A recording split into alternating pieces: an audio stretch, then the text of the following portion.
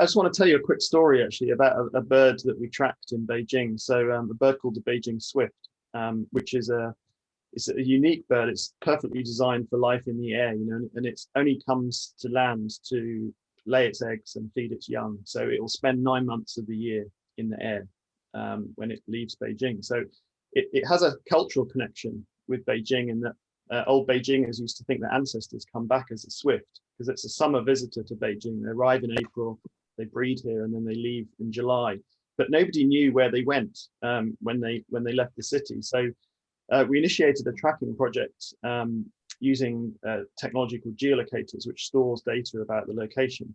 And we did this project at the Summer Palace, which is obviously a very famous spot in Beijing, and fitted these trackers, had to wait a year for them to come back in order to capture them, to get the data, because they don't have transmitters.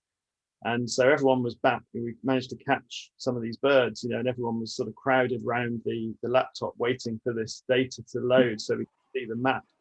And incredibly, the map showed that these birds go all the way to South Africa for the northern winter, you know, which is 27,000 kilometer round trip.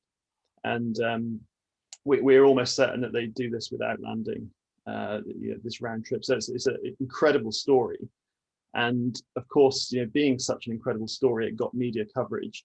And then you start to talk to schools about these incredible birds, and the school children want to help the swift because they know that the population has gone down in recent years, because they love the old traditional buildings with the holes and the nooks and crannies for them to nest in. And the modern buildings, of course, you know, have straight lines, glass, and no places for the swift. So the kids are very worried, so they want to help. And so a number of schools started to make and erect special swift nest boxes on their school campuses to attract swift and give them new homes. And then one girl put her hand up in one class and she said, well, it's easy for us to make boxes, but can we also write to the building companies and ask them to make their buildings more friendly for swift? So what a brilliant idea. So 4 schools got together and they nominated a swift ambassador each, a student, and they collectively wrote to the CEO of China's most famous building company called Soho, Pan Shui, and he has something like 90 million followers on social media. You know, he's a rock star in China, and he replied and said, please come and see me.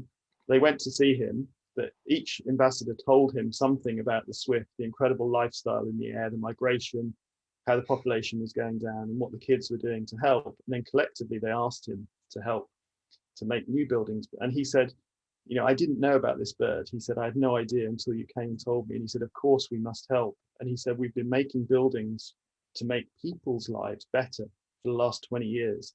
He said, now I realize we should make buildings not only to make people's lives better, but also for nature. And so he made 3 commitments: one, to retrofit 200 boxes on existing buildings; second, to integrate swift holes into the design of new buildings; and third, to promote biodiversity among the building sector in China. You know, so this is 4 kids from a school having an incredible impact, you know, which is really inspiring to me. And when we started this trekking project, of course, we had no idea any of this was going to happen. You know, it's just the story has just inspired these people to take action. And I think, you know, for me, that's just such a rewarding thing to see, and gives me a lot of hope and optimism for the future. Fantastic story. Thank you.